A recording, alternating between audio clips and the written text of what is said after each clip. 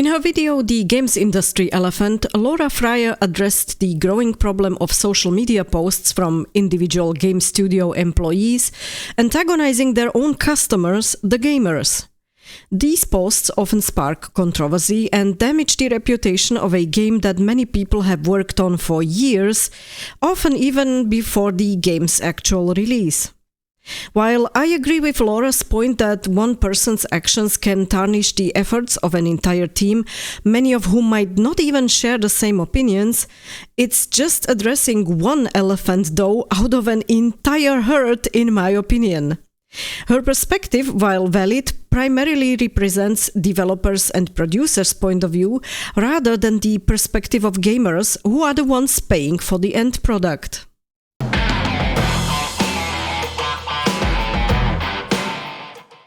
For those unfamiliar, Laura Fryer is a former executive producer at Microsoft with decades of experience in the gaming industry.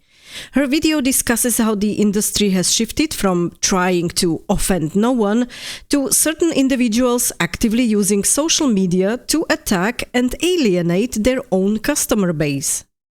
To be blunt, most gamers don't care about internal studio struggles or whether the controversy comes from one bad actor or several ones. Just like I don't care if my baker had a rough day or my carpenter had a fight with his boss, I don't care about the developer's personal grievances. What matters is whether the bread is fresh, the chair is sturdy, and the game is good. Customers don't pay for excuses, they pay for quality. It's baffling to see studios and developers, current or former, asking gamers to empathize with their internal challenges while disregarding valid criticism of the products we're paying for. By their own logic of "don't like it, don't buy it," we could easily retort, "don't like your job, then leave." But this issue of rogue social media behavior isn't the only problem plaguing the industry. Another elephant is name-calling and political posturing. It's no longer just one or two individuals causing trouble. Increasingly, studio leadership, including executives and creative directors, are making inflammatory social media statements filled with political rhetoric. Worse, they often resort to name-calling those who disagree, typically their own customers. Lately, even some actors joined in on this behavior. For instance, actress Tati Gabrielle from the upcoming intergalactic The Heretic Prophet openly attacked gamers in her social media posts. Avowed's art director shared he wanted to remove the too many crusty white dudes in the video game industry after heavily promoting pronouns in fantasy games. A CDPR senior designer openly insulted a female gamer, replying to her post where she voiced some concerns with a clown emoji. And the recent Witcher 4 lore master has made several posts in the past basically stating how much he hates gamers. No buggers. This antagonistic behavior doesn't stop with insults. Some even admit to intentionally including features in games to provoke backlash, only to then tell the gamers, "Don't buy it if you don't like it." Unsurprisingly, many gamers don't, and the studios go broke and workers working within the industry are facing layoffs. Instead of taking accountability, they blame gamers, review bombing, or anything else, just not their own decisions. Weird. Now another elephant joins the herd, pandering while alienating.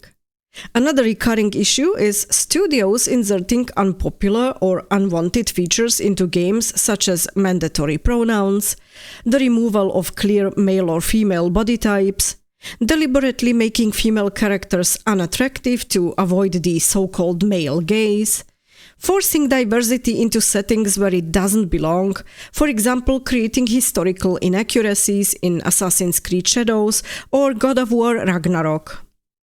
These changes often subvert established lore or even real-life history to push specific agendas, ignoring the natural diversity that already exists in the source material or which was, or wasn't, present during the historical times.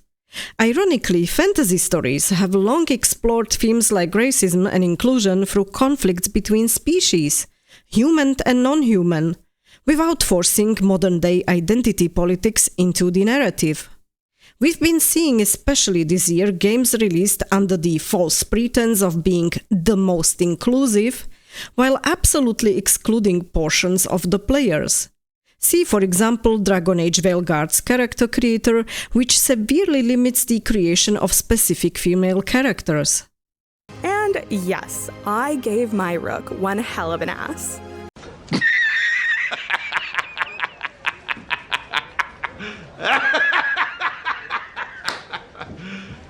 You serious? Echo chambers and community councils are another animal entirely. A newer phenomenon is the creation of so-called community councils that consist of a handful of individuals who align with studio leadership's politics. These council members receive monetary or non-financial perks for providing constant praise while avoiding critical feedback. This creates an echo chamber where the studio only hears what it wants to hear. It's like a hive mind, but on a very small scale, that cares not and sees not what happens on the outside. Considering some of the social media posts we've seen from some studio representatives, one has to wonder if the not caring and not seeing part of that echo chamber is not on purpose. But then, this is a losing strategy from the start. Take BioWare as an example. A studio that sold 12 million copies of Dragon Age Inquisition asked a council of 10 people for feedback on its sequel. That's exactly 0.0001% of its player base. It's no wonder Dragon Age the Veilguard failed to resonate with the majority of players. Adding to the problem in recent years are the gaming journalists who used to hold studios accountable. Now they act as paid mouthpieces offering glowing reviews for subpar games. Remember the Zombieware PR machine? The press declared the Veilguard a return to form despite its obvious flaws. Ignoring core audiences and pretending statistics don't exist is another sly fox joining the growing zoo of problems. The claim that gaming is now evenly split between male and female players, about 50-50, is misleading because it includes all genres. While that ratio may hold true across the entire gaming industry, specific genres tell a very different story. Games like Match 3 or farming simulators are predominantly played by female gamers, with about 69%, while games genres like RPGs with 75 to 80% or tactical shooters with 96% remain overwhelmingly male-dominated. Even within the RPG subgenres, the divide is stark. Action RPGs, 80% male, 20% female. Western RPGs, 74% male, 26% female. Japanese RPGs, 66% male, 33% female. These figures aren't random. They're backed by large-scale data such as, for example, Quantic Foundry's surveys with hundreds of thousands of players. Yet studios increasingly cater to an imaginary modern audience they assume will replace their core player base, alienating the majority of those who have supported them for years. If you make an RPG and decide to go against the chats, you're setting yourself up for failure because you're fighting the very audience that sustains your specific genre. Sure, there are outliers as shown next to the numbers, but they're exactly that, outliers. These do not represent the overall customer base in that particular gaming genre. Meanwhile, we're looking at a growing zoo of problems in the room representing a completely broken industry. We're not just dealing with weak storytelling, forced modern-day politics, or shoehorn diversity. The broader problem is the industry's relentless pursuit of profit at the expense of quality. Here's what gamers are being served by AAA studios.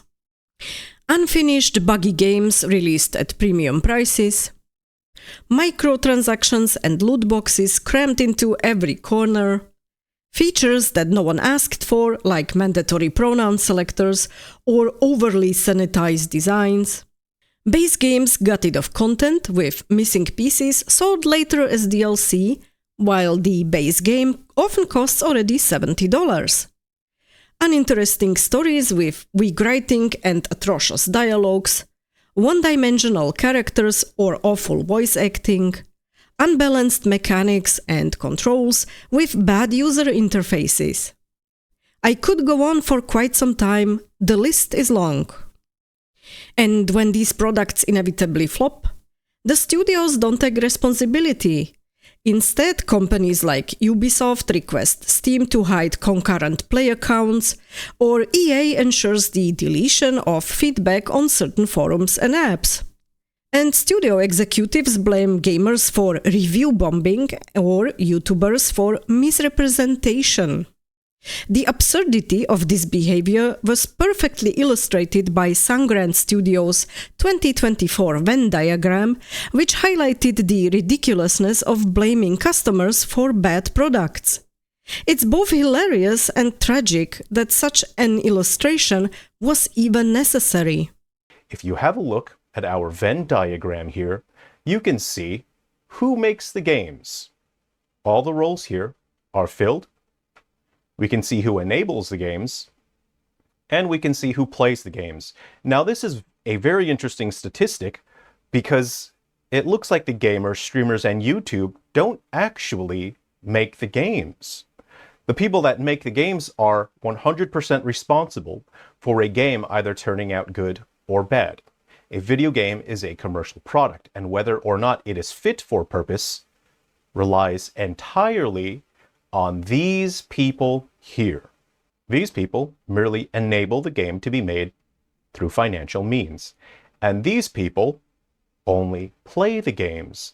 So as you can see, it turns out gamers, streamers, and YouTubers are actually not responsible for your game turning out hot garbage. Thank you for watching. Please tune in next time. AAA games are not indie games and not one-man shows. They do not simply flop because of one person making a bad decision or social media post, or because a few YouTubers criticize the game. These games are usually a product of hundreds of people within a studio, and they all played their part. The gamers and content creators or streamers are only judging the final product, but they have no influence over its quality. And so the studios do everything in their power to hide the bad reviews and the problems within the games, wasting money on cover-ups instead of investing them into addressing the real problems. And no, this does not mean investing them into consulting companies like Sweet Baby Inc., who usually only make matters worse. Some studios have even gone so far as to personally attack content creators who point out their and other games' flaws. These creators are labeled as toxic or grifters or any other ist or phobe buzzwords, despite providing honest critiques simply because they refuse to join the ranks of paid shills. A prime example is the condescending sexist backlash against YouTuber Vara Dark by David Jaffe, the God of War director. Integrity and honesty from creators are now met with hostility, even as studios continue to lose the trust of their players. Of course, I would prefer if we haven't arrived at this point and if the circumstances truly were different. If we could simply enjoy good games that are fun to play and didn't have to dread almost every new AAA game's release because of the expected controversy and new attacks on gamers. We went in the recent years, but especially in the second half of 2024, from an elephant in the room to an entire zoo. Or rather, the whole gaming industry evolved into a mental institution full of patients with heavy diagnoses and deeply rooted personal problems, projecting them into their games and social media posts, and refusing to take responsibility when things go wrong. This toxic culture extends to corporate bosses, the game enablers, who continue to finance broken systems instead of making meaningful changes. Going forward into 2025, it might be a much better option for the gamers to turn away from this whole crazy AAA gaming zoo and rather look toward the smaller studio or indie game devs who still create games with a lot of passion, love, and moral integrity, and who genuinely care about games and their players. There's a plethora of those out there, and I'll be definitely keeping an eye on them. It's about high time we give more space to these often underrated storytellers and stop paying attention to the AAA liars, mobsters, and cancel cultural supporters together with their paid journalist friends and shills. On this spot, I'd like to thank everyone who has been watching my vids in the past year and who has been commenting, liking, and sharing them.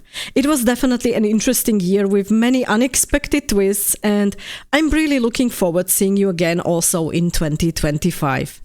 Wishing you all a happy new year, stay tuned, and game on!